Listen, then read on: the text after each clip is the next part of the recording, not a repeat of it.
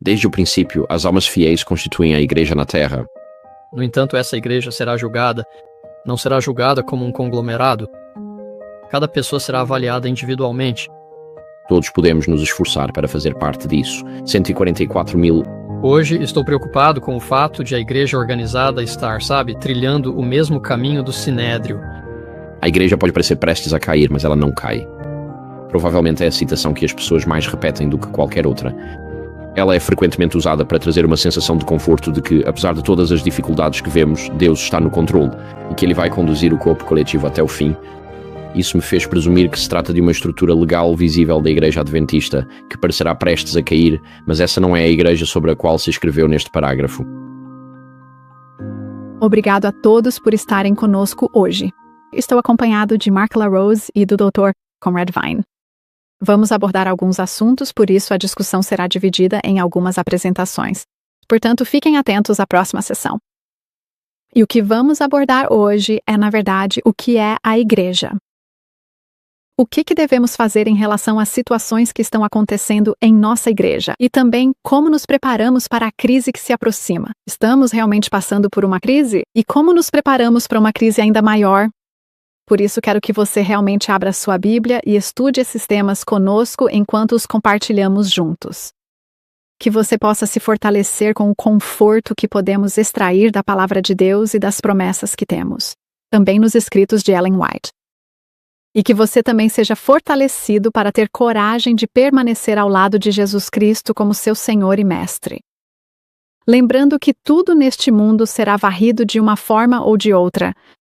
Chegará o tempo em que a marca da besta será imposta, e somente aqueles que aceitarem a marca da besta poderão comprar e vender.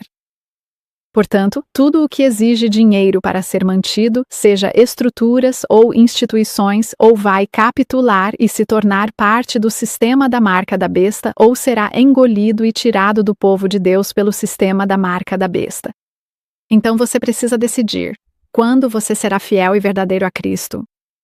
Vai ser agora ou será apenas no final? Somente aqueles que conseguiram suportar a prova hoje é que conseguirão suportar a prova do amanhã. Que você seja abençoado ao ouvir. Querido Pai Celestial Senhor, eu só quero te agradecer pelo privilégio de podermos nos conectar uns com os outros ao redor do mundo aqui hoje. Senhor, também te agradeço pelo fato de podermos nos achegar ao teu trono de graça para encontrar graça e misericórdia para ajudar na nossa hora de necessidade. Senhor, voltamos nossos olhos para ti porque não sabemos o que mais fazer, mas eu sei que quando mantemos nossos olhos fixos em ti, tu nos dás coragem e confiança e nos conduzirás através das dificuldades que estamos enfrentando. Senhor, lamentamos em nossos corações por toda a divisão, dissensão e os ventos de falsas doutrinas que estão soprando em nossa igreja. E eu oro, Senhor, para que esta conversa seja cheia de verdade, que seja uma verdade temperada com graça, que tu guies a nossa conversa, que tragas à nossa mente os textos certos no momento certo. Eu oro, Senhor, para que a mensagem que compartilharmos não tenha o açoite de um chicote, mas sim o toque suave do cajado de um pastor, convidando as pessoas a voltarem para o rebanho. Então, Senhor, nós oramos por esta conversa, Senhor. Ela vai para a internet e vai alcançar muitas pessoas. Pedimos muito por isso, que produza uma colheita de justiça em vez de espinheiros ao redor do mundo. Em nome de Jesus nós oramos, amém. Que assim seja, amém. Com certeza, acho que nós precisamos esclarecer muito bem logo de início qual é exatamente o conceito do que é uma igreja. E então você sabe, o povo de Deus que, você sabe, guarda todos os mandamentos e tem o testemunho de Jesus. Então existe essa igreja e existe a entidade corporativa, a organização, que é uma estrutura legal. É isso mesmo. Eu concordo com você nisso, Mark. Você sabe, nos escritos da irmã White encontramos duas definições de igreja. Uma delas é, como você disse, dos 17 manuscritos liberados, que diz: Deus tem uma igreja. Não é a grande catedral, nem o estabelecimento nacional, nem as várias denominações. É o povo que ama a Deus e guarda os seus mandamentos. E essa igreja remonta até o fiel Abel. Lemos em Atos dos Apóstolos, onde ela escreve: desde o princípio, almas fiéis constituíram a igreja na terra. Então, nesse sentido, no espírito de profecia, quando lemos sobre a igreja, estamos lendo sobre aqueles que são fiéis a Deus ao longo das eras, aqueles que amam a Deus e guardam os seus mandamentos. E por definição, dentro desse grupo, não há membros infiéis ou que transgridam os mandamentos nessa igreja, e somente Deus, que lê o coração, pode conhecer sua verdadeira membresia. E essa igreja, porque vai de Abel até a segunda vinda de Cristo, não possui edifícios físicos, não tem uma estrutura denominacional fixa, mas é conhecida apenas por Deus. E então há também outro sentido em que encontramos a palavra igreja usada nos escritos do Espírito de Profecia. Um deles nós encontramos isso. No Testemunhos Seletos, volume 5, página 228, diz que há tanto crentes quanto descrentes na igreja. Cristo representa essas duas classes em sua parábola da videira e dos ramos. E assim, nesse sentido, a igreja é composta tanto por membros fiéis quanto infiéis. E ela possui um corpo organizado com membresia formal, portanto, é uma entidade visível e estruturada, como temos hoje com a Igreja Adventista do Sétimo Dia. E assim você tem uma igreja fiel ao longo das eras. Você também tem uma igreja visível, que inclui o trigo e o joio. E no Testemunhos para Ministros ela diz, Deus não tem uma igreja viva. Ele tem uma igreja, mas é a igreja militante, não a igreja triunfante. Lamentamos que haja membros defeituosos, que haja joio no meio do trigo. E assim, é um pensamento interessante aqui, na verdade. Ela continua dizendo essencialmente que não é uma bênção, mas é necessário que haja apostasia na igreja. Estou parafraseando aqui, porque aqueles que são verdadeiros se destacarão ainda mais. Você sabe, a verdade se vê mais claramente quando é contrastada com o erro. E o fato de haver erro na igreja significa que aqueles que se manifestam e defendem a verdade bíblica se destacam ainda mais. Então, como Mark disse, há dois entendimentos de igreja nas Escrituras e no espírito de profecia. E onde estamos em termos de história da igreja? Acho que precisamos dizer que existe uma igreja visível, que inclui o trigo e o joio, e também existe uma igreja invisível, conhecida apenas por Deus. Vamos explorar, eu acho, toda essa questão da igreja, porque, obviamente, Romanos capítulo 9, versículo 6, diz: você sabe, não que a palavra de Deus tenha falhado, pois nem todos os que são de Israel são Israel. Então, você sabe, esse tem sido o conceito o tempo todo. Você sabe, sempre houve pessoas que claramente não são fiéis a Deus, mesmo sendo chamadas de Israel ao longo de toda a história. Quando falamos sobre um remanescente, há um remanescente mencionado no Antigo Testamento e há um remanescente mencionado no Novo Testamento. Ou as pessoas dizerem que um remanescente não sai de outro remanescente.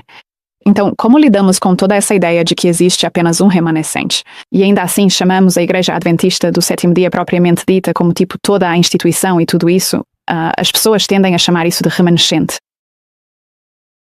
Apocalipse 14, você sabe, temos a definição do remanescente.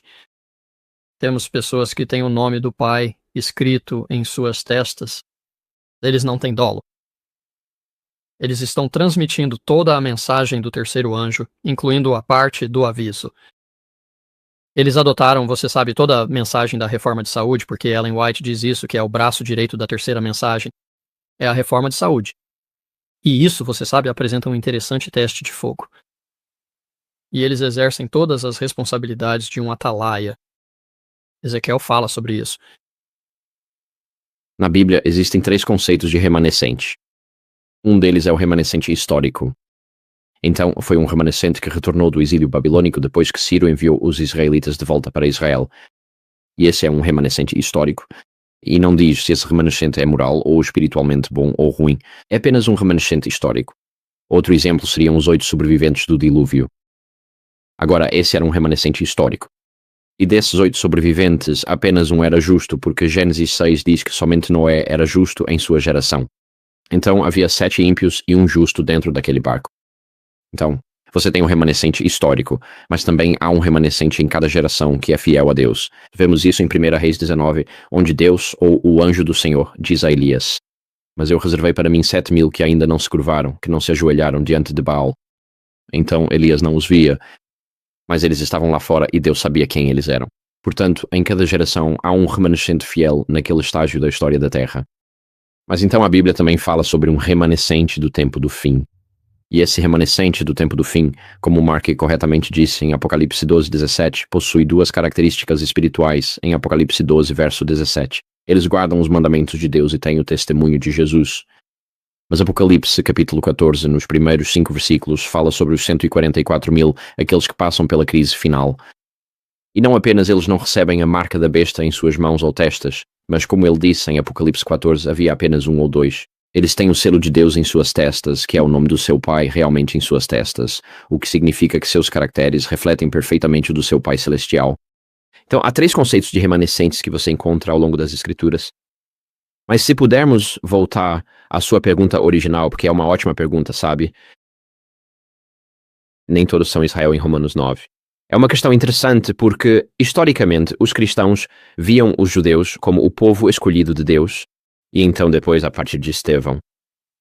E em Pentecostes, então, Deus tem o Israel espiritual. Então você tem o Israel étnico sendo o povo de Deus, depois você tem o Israel espiritual sendo o povo de Deus. E essa visão tem sido muito criticada, né? Algumas pessoas a chamam de teologia da substituição ou teologia sucessória. E há a política dos dias atuais, e o marxismo cultural entra nessas designações. Eu faria a pergunta, o que é de fato uma fé abraâmica? Porque Abraão é conhecido como o pai dos fiéis nas Escrituras. Então, o que diríamos aí é que em Romanos 9, de 6 a 8, que é a passagem a qual você está se referindo, Joana, está escrito, não é como se a palavra de Deus tivesse falhado, pois nem todos os israelitas pertencem de fato a Israel, e nem todos os filhos de Abraão são seus verdadeiros descendentes, mas é por meio de Isaque que descendentes serão chamados para você. Então, o que isso significa é que não são os filhos da carne, que são filhos de Abraão, mas sim os filhos da promessa, porque Ismael não é mencionado aqui nesta lista. Ele era o filho da carne, mas são os filhos da promessa, aqueles que, independentemente da etnia, nascem de novo na promessa do Messias. E o apóstolo Paulo deixa muito claro que o Israel espiritual, que o verdadeiro Israel de Deus, não está limitado por quaisquer fronteiras étnicas ou geográficas. Ele vai para na passagem mais famosa, Gálatas 3, e lá ele diz, assim como Abraão creu em Deus, e isso lhe foi imputado como justiça, assim vocês veem, aqueles que creem são os descendentes de Abraão. E a Escritura, prevendo que Deus justificaria os gentios pela fé, anunciou de antemão o evangelho a Abraão, dizendo, todos os gentios serão abençoados em ti. Por essa razão, os que creem são abençoados com Abraão que creu. Então Paulo aqui afirma explicitamente que, quem são os verdadeiros descendentes espirituais de Abraão? Ele diz, cito, aqueles que creem são os descendentes de Abraão. E então você se pergunta, no que eles acreditam? Sabe, é como o George Michael cantando You Just Gotta Have Faith. Tem uma música muito famosa dos anos 80, provavelmente de antes do seu tempo, Irmã Joana. Mas nós tínhamos uma música nos anos 80 chamada You Gotta Have Faith, com o Mike. George Michael, acho que era esse o nome dele. E é importante que vocês, aqueles que creem, sejam a descendência de Abraão. O que isso significa? Bem, Paulo continua. No capítulo 2 de Gálatas, no versículo 16, ele diz, contudo, sabemos que uma pessoa não é justificada pelas obras da lei, mas pela fé em Jesus Cristo. E nós passamos a crer em Cristo Jesus para que pudéssemos ser justificados pela fé em Cristo. E não pelas obras da lei, porque ninguém será justificado pelas obras da lei. Então, no contexto imediato de Gálatas, qual é o sujeito ou objeto dessa fé? É em Jesus Cristo como nossa fonte de justificação, nossa fonte de santificação e salvação. E então ele continua dizendo em Gálatas 3,19, vamos encontrar aqui, ele diz, pela lei, eu morri para a lei, para que eu pudesse viver para Deus. Fui crucificado com Cristo, e já não sou eu quem vive, mas Cristo vive em mim. E a vida que agora vivo na carne, vivo-a pela fé no Filho de Deus, que me amou e se entregou por mim. Então, o que este versículo nos diz é que os verdadeiros descendentes de Abraão não apenas confiam exclusivamente em Jesus para sua salvação e sua justificação diante de Deus, ou seja, a justificação, a aplicação. Mas Cristo vive neles, o que é a santificação. Eles entendem que ele viveu e morreu por eles em seu lugar, o que é a expiação substitutiva. E você entra nesse corpo de crentes através do batismo que está em Gálatas 3, versículos 27 a 28. Diz assim, todos vocês que foram batizados em Cristo revestiram-se de Cristo. Não há mais judeu nem grego, escravo nem livre, homem nem mulher, pois todos vocês são um em Cristo Jesus. Então Paulo encerra esse capítulo dizendo o seguinte, e se vocês pertencem a Cristo, então são descendência de Abraão, herdeiros segundo a promessa. Então, se dermos um passo atrás e perguntarmos, se você resumir tudo isso, o que é uma fé abraâmica? E algumas pessoas dizem que é o Islã, né, o judaísmo e o cristianismo, mas se você olhar para as escrituras, o Islã e o judaísmo não podem ser considerados fés abraâmicas, porque eles rejeitaram o evangelho de Jesus Cristo, e o judaísmo rejeitou a pessoa de Jesus de Nazaré como o Messias de Deus, e o Islã, embora normalmente aceite Jesus de Nazaré como o Messias, rejeitou sua divindade, sua morte, ascensão e ressurreição. Na verdade, o catolicismo não pode ser considerado uma fé abraâmica, porque rejeitou o evangelho puro em favor de uma mistura de evangelho e obras como sendo necessárias para a salvação do homem. Então, se você olhar em Gálatas, quem é um verdadeiro descendente de Abraão?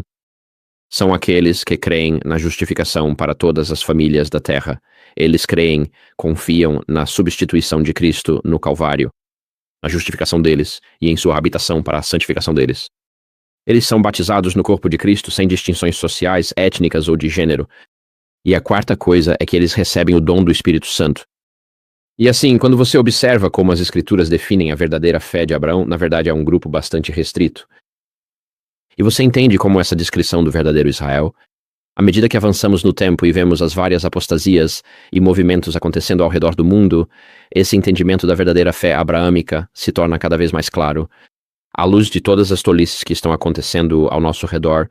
Uma das coisas que diferenciava os judeus dos cristãos nos dias de Jesus é que estes se apegavam a Cristo, independentemente de tudo. Quero dizer, inicialmente todos fugiram quando ele foi crucificado, mas, você sabe, eles se apegaram a Cristo de qualquer forma, enquanto os judeus se apegavam ao templo. Eu estava pensando em Jeremias, capítulo 7, versículo 4. Está escrito aqui: não confieis em palavras mentirosas, dizendo, o templo do Senhor, o templo do Senhor, o templo do Senhor são estes. E todo esse capítulo realmente trata disso. Ele quer que entremos na casa do Senhor. Ele não está tão interessado no templo do Senhor, sendo o templo um edifício e a casa um lar de família. E essa é realmente a diferença entre aqueles que querem fazer parte da família de Deus e aqueles que querem estabelecer algo de origem humana. Então, muitas pessoas confundem o institucionalismo, especialmente dentro da nossa igreja, o adventismo institucional, as instituições dos hospitais, a conferência geral, todas as conferências, os prédios e tudo o que está relacionado a isso é considerado parte da igreja. O próprio prédio onde você vai adorar no sábado é chamado de igreja. E as pessoas meio que pensam em todas essas coisas como englobando a igreja. Mas o que estamos lendo aqui em Jeremias capítulo 7 não é isso. E assim, para aqueles que continuam a apegar-se a essas coisas, significa que elas necessariamente permanecerão fiéis a Deus com o passar do tempo? Qual a sua opinião? Bem, em todas as gerações, desafios espirituais chegam à igreja. E você poderia dizer que, na década de 1960, era a geração do amor livre. Na década de 1920, foi o fundamentalismo cristão, como interpretamos as Escrituras. Nas décadas de 1950 e 60, foi a evolução. Nos últimos 20 anos, tem sido o marxismo cultural. E assim, Satanás ataca a igreja em cada geração a partir de um ângulo um pouco diferente. E as pessoas precisam escolher se vão permanecer fiéis ao Evangelho ou se vão importar essas ideias e ideologias estranhas para o corpo de Cristo. E assim, há uma batalha constante que acontece em todas as gerações. Cada geração luta essa batalha à sua própria maneira. Meu avô foi pastor por muitos anos na Grã-Bretanha e ele passou a vida lutando contra a teoria da evolução, porque esse era o principal ponto de ataque de Satanás contra a igreja, a evolução e a evolução teísta. E assim, em cada geração há uma diferença. Os alemães chamam isso de Schwerpunkt, como o ponto de ataque que vem contra a igreja. E a igreja precisa de sentinelas de prontidão, mulheres nos muros que se levantem e digam, é daqui que vem o ataque. E precisamos defender, não apenas defender, mas precisamos dar uma resposta bíblica a isso, para que nossos membros entendam, a partir de uma perspectiva bíblica, como responder a esses ataques de Satanás. Mas você sabe, na Bíblia nós dizemos, o que é a igreja? Então Isaías falou sobre isso, ele diz, portanto, assim diz o Senhor Deus em Isaías 28:16. Ele diz, eis que ponho em Sião uma pedra de fundamento, uma pedra provada, uma pedra angular preciosa, um alicerce seguro. E aqueles que confiam não entrarão em pânico. Então Isaías falou do Messias vindouro como uma pedra de fundamento. E Paulo diz em 1 Coríntios 3:11, ninguém pode lançar outro fundamento além do que já foi posto. Esse fundamento é Jesus Cristo. Então Paulo falou de Jesus como sendo o fundamento da igreja. Então Pedro, e isso é realmente interessante na verdade, porque em Mateus 16:18 Jesus diz a Pedro, e eu te digo, tu és Pedro, e sobre esta pedra edificarei a minha igreja, e as portas do Hades não prevalecerão contra ela. E há alguns que argumentam hoje que Pedro é a rocha sobre a qual Cristo edificaria sua igreja, e que existe uma sucessão apostólica que remonta até Pedro, e que essa é a base de sua suposta autoridade na cristandade. Mas o próprio Pedro, em 1 Pedro 2, versículo 4, disse, e estou citando, ele diz, venham a ele, isto é, Cristo, uma pedra viva, rejeitada pelos homens, mas escolhida e preciosa aos olhos de Deus. Então, o próprio Pedro entendeu que Cristo era a rocha sobre a qual a igreja seria edificada, não o próprio Pedro. Você encontra isso lá em 1 Pedro 2,4. E assim, a igreja é, você sabe, a palavra, tenho certeza de que muitos dos seus ouvintes estão familiarizados com isso, é eclésia. A palavra ek significa para fora de, e a palavra eclesia refere-se àqueles que foram chamados.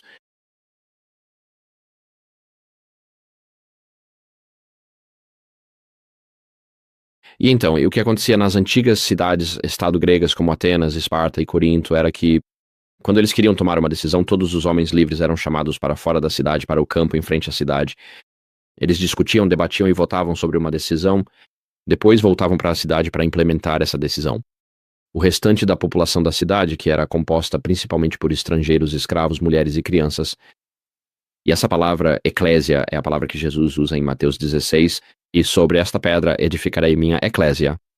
Era um termo muito comum na época. E você encontra essa palavra, por exemplo, em Atos 19, onde diz que, você sabe, é aquela história de Éfeso. E quando essa assembleia se reúne e eles gritam, grande é Diana dos Efésios, e assim por diante, a palavra ali é eclésia. E então, o que você encontra como um resumo do Novo Testamento é que a igreja é a comunidade de crentes que confessam Jesus Cristo como Senhor e Salvador. E essa é realmente a essência disso, porque uma vez que você o aceita como Salvador, isso diz respeito ao seu passado e lhe dá um ponto de referência para o futuro, uma esperança de salvação. Mas Cristo ser Senhor significa que Ele é o Senhor da sua vida hoje, e seus mandamentos e seus ensinamentos são o que governam seu corpo e suas decisões hoje. O Novo Testamento apresenta várias imagens para a igreja. A igreja é um corpo. Em 1 Coríntios 12, a igreja é um templo. Você vê isso em Efésios 2, 1 Pedro 2, 1 Coríntios 3 e 1 Coríntios 6. E a igreja é uma noiva. Você vê isso em 2 Coríntios 11, Efésios 5 e Jeremias 3. E assim existem essas três imagens da igreja, como noiva, como templo e como corpo. Cada uma delas é uma figura de linguagem diferente para verdades distintas que Deus quer compartilhar conosco. Então, a igreja é realmente uma entidade espiritual, irmã Joana, não é uma entidade legal. E como já dissemos antes, ela remonta até Abel. E continuará até, você sabe, quando chegarmos ao céu,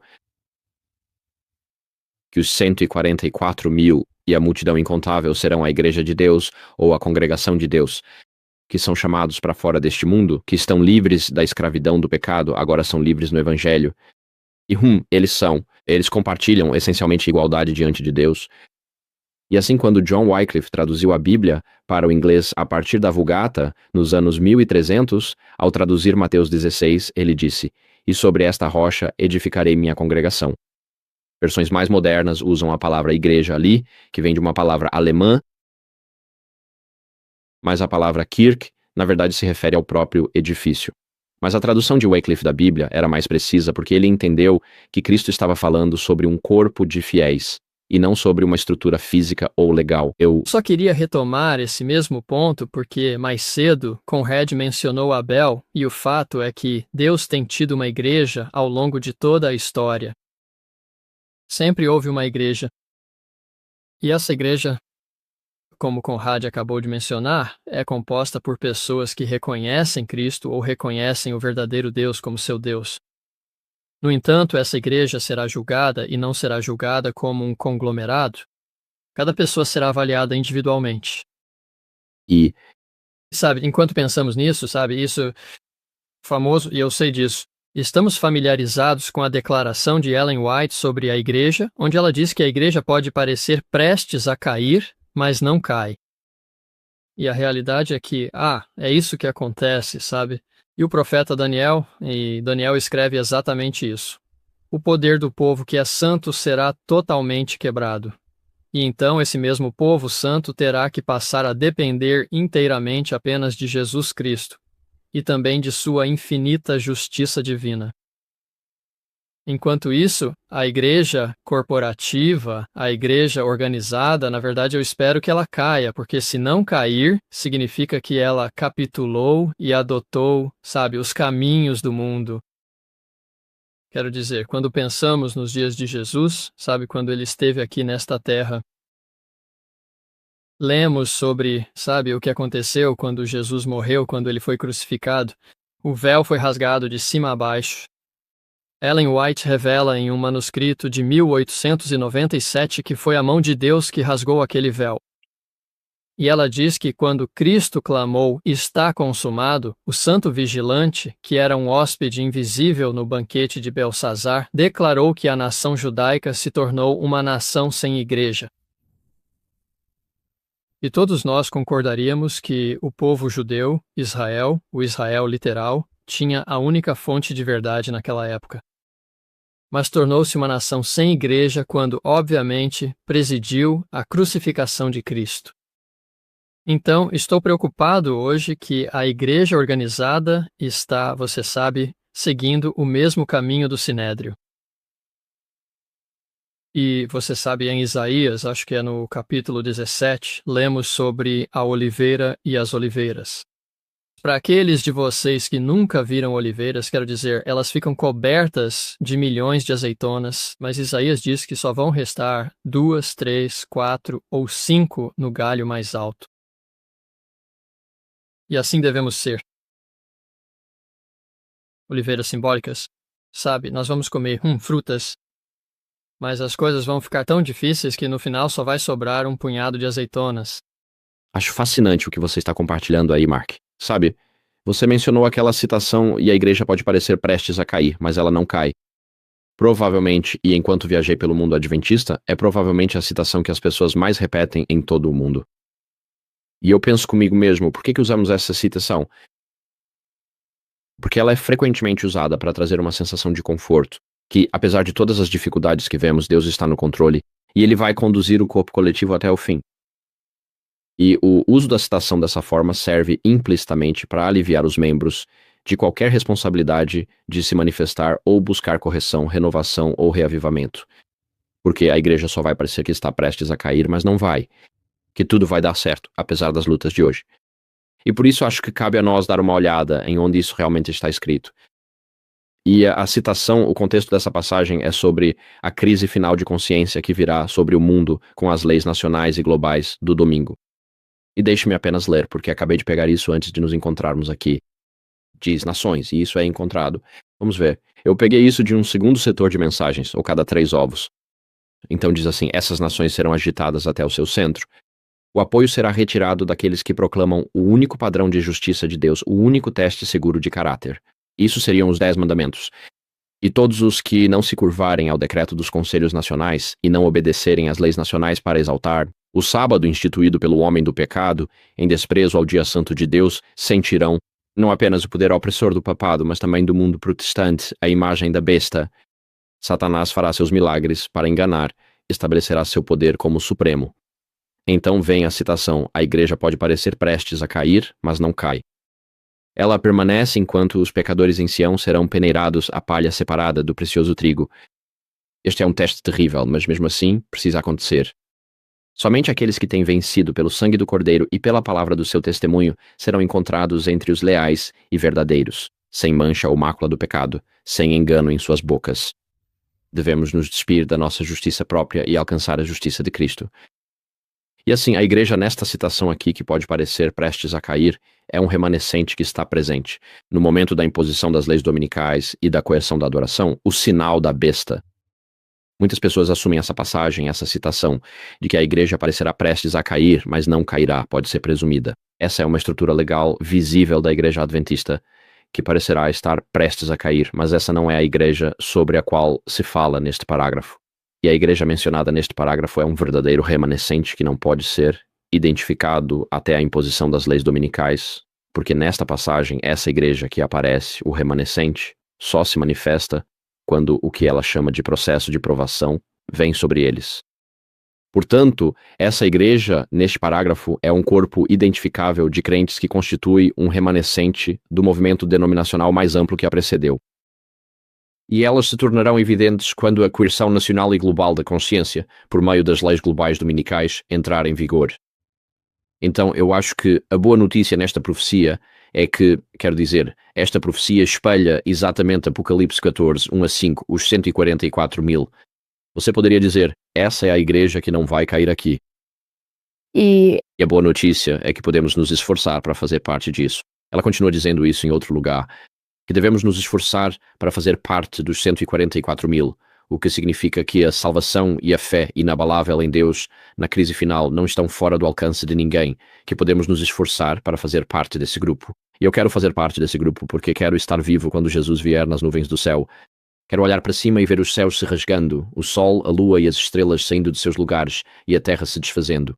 Em Michigan, a gente até poderia usar um pouco de aquecimento global, mas você sabe, Pedro nos diz que os elementos serão derretidos. Bem, os elementos vão se derreter. Então eu quero estar lá para isso, mas para estar lá para isso, eu preciso passar pela crise final, viver através da crise final. Eu preciso ser um dos 144.000. E nós somos. Todos nós podemos nos esforçar para fazer parte desses 144.000. Então isso não é, quando ela fala que a igreja parecerá prestes a cair, mas não vai. Isso para mim é um convite para um relacionamento mais profundo com Deus. É um convite para repriorizar a minha vida, para buscar primeiro a Ti, o Seu reino e a Sua justiça. Todas essas outras coisas vos serão acrescentadas. É um convite para repriorizar minha vida, de modo que os assuntos do reino sejam mais importantes do que os assuntos pessoais. E então, mesmo que essa citação possa parecer que fala sobre isso, fala sobre coisas caindo para mim, é um convite lindo de que no fim dos tempos, Deus terá seus campeões, e você, pela graça de Deus, qualquer um pode fazer parte desses campeões. Eu acho interessante que quando você olha para trás na história, então, em Gênesis capítulo 4, você realmente tem isso, a diferença entre Caim e Abel realmente veio à tona. Mas, sabe, originalmente ambos faziam parte da igreja, por assim dizer, descendendo de Adão e Eva. Mas aí um deles cai e então ele vai lá e constrói uma cidade para si mesmo. Sabe, então ele traça a sua linhagem. E as coisas que eles fizeram. E então termina aquele capítulo falando sobre Seth e diz isso sobre aquela família, diz, e para Seth, para ele também. Nasceu-lhe também um filho, e ele chamou seu nome Enos. Então os homens começaram a invocar o nome do Senhor. Então não diz, e então ele foi e construiu para si uma cidade ou uma instituição. E se você olhar para Babel, obviamente eles construíram uma instituição para meio que fazer um nome para si mesmos. Você vê em todos os diferentes reinos que eram voltados para si mesmos em vez de para Deus. Era tudo sobre, sabe, olhe para esta grande cidade que eu construí. Eu também acho interessante como o Papa anterior, pouco antes, acho que alguns anos antes de morrer, ele deu uma entrevista. Foi a única entrevista que um Papa já havia dado desse tipo. E perguntaram a ele, o que você quer que seja o seu legado? E ele disse, legado eu não quero ter um legado. É a igreja que é o legado. E ele não quis dizer apenas as pessoas, ele quis dizer a instituição. Ele quis dizer tudo o que está envolvido nisso. Mas a pergunta que precisamos fazer a nós mesmos é, qual legado queremos deixar? É uma instituição? É um sistema ou é Cristo? E eu acho que isso realmente faz a diferença entre aqueles que fazem parte da verdadeira igreja. E eu faço parte daqueles que gostam de pensar que pertencem à igreja, mas na verdade se afastaram. Mas o que dizemos para as pessoas que, quando falamos sobre a instituição ser varrida, dizem coisas como, mas o que fazemos com a organização? Deus criou essas coisas para a organização e para garantir que o trabalho evangelístico avança. E você sabe, precisamos ter essas estruturas em funcionamento, caso contrário, o Senhor não pode realizar sua obra. Como respondemos a esse tipo de pensamento? Bem, acho que precisamos lembrar por que nos incorporamos em primeiro lugar, no início da década de 1860. E um dos motivos pelos quais nos incorporamos foi porque, à medida que as congregações locais eram estabelecidas, podia haver um membro da comunidade com grande influência financeira que talvez doasse um celeiro. E depois de alguns anos, esse membro influente financeiramente poderia ter uma discussão com a igreja e simplesmente pegar o celeiro de volta, e então aquela congregação perderia sua propriedade. E também havia a necessidade de organizar o trabalho de publicações, mas isso precisa ser coordenado. E quem vai ser o dono dos direitos sobre esses periódicos e assim por diante? E quem vai ser o dono dos equipamentos? Então havia algumas necessidades missiológicas reais para se incorporar lá na década de 1860, e muitos adventistas não eram a favor da incorporação porque temiam que isso levasse a outra forma de perseguição baseada em credo. Muitos deles haviam sido expulsos de suas igrejas dominicais, durante o movimento Millerita, incluindo a própria irmã White. E por isso houve uma grande resistência à incorporação. Então, o processo de incorporação foi uma longa discussão, mas acabou sendo aprovado estritamente por motivos realmente missiológicos. Isso era uma necessidade missiológica. E o que aconteceu foi que, quando a estrutura apoia a missão, ela realmente é uma bênção absoluta de Deus. Sabe, a razão de sermos uma igreja presente em 200 países é por causa da estrutura. Que Deus nos abençoou e ela é única no mundo cristão. Não existe nada como a estrutura da igreja adventista. Então, se você for ao Benin ou ao Chad, na África Ocidental, você tem uma missão do Chad ou uma missão do Benin. E isso é apoiado pela Missão União do Sahel Oriental, que é apoiada pela Divisão Oeste Africana, e assim por diante. E a nossa estrutura nos permite avançar para territórios não alcançados e recém-entrados de uma forma que nenhum sistema congregacional jamais conseguiria.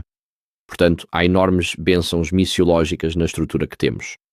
O problema é que houve um pastor que pregou um sermão sobre isso recentemente, chamado Drene o Pântano. Talvez alguns de vocês tenham visto isso na internet. Ele era um pastor afro-americano, acho que ele está no Texas. E ele diz que quando a água está fluindo, ela traz vida e é pura. Mas quando a água para de fluir, quando não há saída para a água, então a água parada se transforma em um pântano. E então, enquanto a estrutura for movida pela missão, e enquanto o propósito da estrutura e as decisões da estrutura forem sempre calculados, para beneficiar não membros, para trazer o maior número possível de pessoas para o movimento, então você terá um fluxo de vida. Mas no momento em que a estrutura se torna meio estagnada e autossatisfeita, e a burocracia assume o controle, ela se transforma em um pântano. A melhor maneira de drenar o pântano é focar, é se engajar novamente na missão, porque é aí que você vê o Espírito Santo agindo mais do que em qualquer outro momento. Então, em nossa igreja, quando temos alguns países, digamos como os Estados Unidos, como a Grã-Bretanha e como o Canadá, e como a Austrália, onde o crescimento da igreja é relativamente muito lento, mas a estrutura é muito estabelecida, tende a passar do estado de fluxo para o estado de pântano estagnado. A estrutura existe simplesmente porque a água não está fluindo. E o foco muda de salvar almas para preservar o sistema, e quando o foco está em preservar o sistema, e você tem um departamento de vida familiar no nível da associação, no nível da união, no nível da divisão e no nível da associação geral. E cada vez mais esses departamentos estão. O principal foco deles é defender a própria existência, o trabalho deles é defender a sua existência. E as pessoas começam a questionar, tipo, por que precisamos de toda essa multiplicação de funções-chave em 4 níveis diferentes? Quando você começa a ver a multiplicação de funções e a estagnação do crescimento. E as intensas disputas sobre a alocação do dízimo, que na verdade não é a 29ª crença fundamental na igreja Amish, é que a primeira crença fundamental é que a alocação do dízimo é absolutamente sagrada. Então você percebe que está caminhando para a estagnação. E havia um professor em Andrews que fez um estudo há alguns anos sobre agências missionárias e a igreja estabelecida. E ele chegou à conclusão de que, onde quer que a igreja estabelecida esteja, ela exerce uma influência fortemente centralizadora. Tudo é normalizado. Seus processos burocráticos são implementados e assim por diante. E isso leva a operações regulares dentro do corpo de Cristo. Como processos administrativos, mas também leva à estagnação. Mas o crescimento não acontece dentro dessa estrutura centralizada. O crescimento acontece dentro das pequenas agências missionárias na periferia, que não estão presos a políticas de trabalho, que não estão presos a precedentes, que não estão presos a limites de divisão. E eles conseguem se envolver no ministério com muito mais liberdade do que a igreja estabelecida consegue. E deixe-me dar um exemplo disso. Muitos anos atrás, havia uma divisão, e eu era o presidente da AFM, e havia uma divisão que tinha um grupo étnico dentro do seu território. Vamos chamar esse grupo étnico de Grupo Étnico A. Mas eles não tinham pastores para alcançar o Grupo Étnico A. Mas logo após uma ponte, a cerca de 5 quilómetros dali, havia outra divisão, porque aquela ponte era a linha divisória entre duas divisões. Havia outra divisão que tinha um grande grupo de adventistas do Grupo Étnico A, incluindo muitos pastores e evangelistas. Mas como a igreja, sendo uma igreja mundial, não tinha um orçamento interdivisional para que alguém atravessasse essa ponte, você não pode cruzar os limites das divisões na igreja, como um trabalhador da igreja, sem se tornar um funcionário interdivisional ou um funcionário de serviço internacional. Mas como não havia orçamento para isso, a primeira divisão, com a população de pessoas do Grupo A, não pôde convidar ninguém da outra divisão, que tinha muitos pastores ou líderes do Grupo A, para atravessar a ponte, andar 5 quilômetros pela estrada e começar a evangelização. E este é um caso clássico em que a burocracia realmente impede a missão. Então, o que concordamos com ambos os grupos de líderes divisionais foi o seguinte: bem, nós da AFM não estamos tão presos a essas fronteiras divisionais. Não estamos presos ao manual de políticas de trabalho. Então vamos simplesmente empregar os pastores e evangelistas do Grupo A na segunda divisão. e vamos empregá-los para atravessar a ponte e trabalhar entre as pessoas da primeira divisão. E foi assim que o problema foi resolvido. E esse é um ótimo exemplo de onde pequenas pessoas ou pequenos grupos missionários ou pequenos ministérios são muito mais ágeis. Eles não estão presos à burocracia e realmente conseguem realizar muito trabalho. Não, em competição com a igreja, mas em colaboração com a igreja mais ampla e de uma forma que beneficia todo o corpo de Cristo. Então, esse é um exemplo longo que acabei de dar para vocês.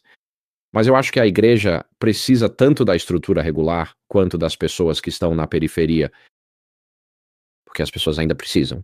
De batismos, casamentos, funerais, apresentações de crianças, visitas pastorais no hospital, aconselhamento pré-nupcial, tudo isso ainda precisa acontecer, enquanto o evangelismo também deve acontecer. Para ter ambos, é preciso ter uma abordagem mais flexível de como a estrutura funciona.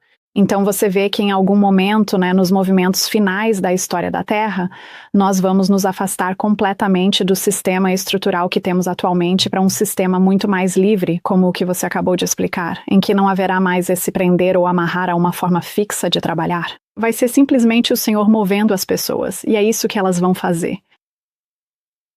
Bem, é assim que Deus sempre trabalhou. Se você voltar, por exemplo, aos séculos III e IV, havia um grande conflito entre arcebispos na Turquia e no norte da África, que reivindicavam autoridade absoluta sobre a igreja. E então havia radicais livres que afirmavam estar pregando e evangelizando sob a autoridade do Espírito Santo. E havia esse conflito entre esses dois grupos. E o que aconteceu foi que isso ficou conhecido como a controvérsia montanista. Todas as pessoas que afirmavam estar sob a liderança do Espírito Santo foram ou executadas ou presas. E a hierarquia obteve controle burocrático absoluto sobre toda a igreja. E eu acho que vamos ver esse mesmo conflito novamente. Na verdade, estamos vendo esse conflito agora mesmo. E eu acho que na crise final, especialmente quando a marca da besta for imposta, se levarmos a sério o entendimento de Apocalipse 13 e lermos no livro O Grande Conflito, a Associação de Michigan não estará processando folha de pagamento no dia em que Jesus voltar. Se estiverem, estarão em apostasia. Porque você só pode comprar ou vender se tiver recebido a marca da besta. Então, o que isso nos diz é que antes do fechamento da porta da graça, antes do tempo de angústia de Jacó e antes das 7 últimas pragas caírem, porque antes disso é quando as leis dominicais e a marca da besta são impostas para o fechamento da porta da graça, o evangelho será proclamado com grande clamor. Através de pessoas que podem ou não estar necessariamente ligadas à igreja oficial, pode-se dizer como funcionários, evangelistas ou pastores. Mas eu não tenho nenhuma confiança de que a igreja oficial não irá. Bem, ela será ou fechada porque não aceitará a marca da besta, ou estará em apostasia porque continuará funcionando com a marca da besta. E isso significa que a obra do evangelho no tempo do fim avançará por meio de pessoas que não são oficialmente funcionários durante a crise final. Porque não há outro lugar para elas estarem. Eu espero que minha resposta esteja clara quanto a isso. Acho que o Mark acabou de mencionar isso há alguns minutos, falando sobre a crise da marca da besta e o que vai restar naquele tempo. Mas eu acho que precisamos estar preparados agora. Precisamos agir agora e estruturar nosso ministério agora, antecipando essa crise da marca da besta. Porque isso vai pegar a maioria das pessoas na terra de surpresa de forma avassaladora. E assim como aconteceu com a Covid, as pessoas ficaram meio perdidas. Elas estavam esperando que alguém lhes desse direção. Mas eu acho importante que agora aprendamos as lições das igrejas perseguidas do passado e comecemos a estruturar nosso evangelismo desde já, de uma forma que não dependa do apoio e da proteção de uma grande entidade legal. Sim, eu só acrescentaria que, aqui nos Estados Unidos, tivemos uma mudança de administração há pouco menos de 11 meses.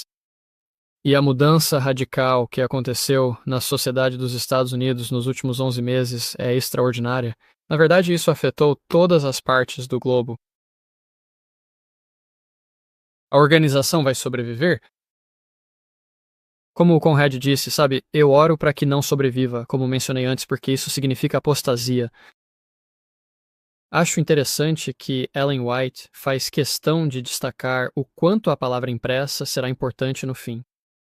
E nós vivemos nesta era eletrônica. Quero dizer, estamos aqui hoje, sabe, em diferentes partes do mundo, todos conversando juntos. Consigo imaginar um tempo em que tudo isso será varrido. E nos foi dito que os eventos finais serão excepcionalmente rápidos. E Deus vai chamar a atenção de cada pessoa na Terra. E todos terão que tomar uma decisão sobre a quem irão servir, a quem irão adorar. Conrad expôs muito bem o propósito da organização, e ela tem sido extraordinariamente bem-sucedida. Mas o outro lado dessa moeda, infelizmente, é que quando o sucesso ocorre dentro das organizações, e eu, na minha carreira, trabalhei na administração hospitalar, você quer conformidade, busca unidade. Quando você busca alcançar uma integração, isso inevitavelmente conduz à definição de políticas e ao estabelecimento de, como bem sabemos, protocolos muito bem definidos. Cada um desses elementos, em algum momento da vida, acaba interferindo de forma direta na nossa própria consciência individual. E eu realmente acho que é exatamente isso que estamos enfrentando e lidando no dia de hoje. E é verdade, a igreja foi organizada em 1863 e menos de meia geração depois, após a morte de James White. Você Ellen White percebeu o que estava acontecendo dentro da Associação Geral. Ela ficou cada vez mais preocupada. Na verdade, aquela citação a qual me referi, que o Conrad leu sobre a igreja parecer que vai cair, foi escrita para a Associação Geral. Presidente? Então, Jay. Butler e Stephen Haskell na época. E isso foi em 1886. Observe atentamente o que acabou acontecendo 2 anos depois. Nós presenciamos todo aquele grande fiasco ocorrido em Minneapolis, do qual eu sinceramente não vejo a igreja tenha conseguido se recuperar plenamente, ou sequer reconhecido abertamente que cometeu um erro grave. E foi uma situação muito pública.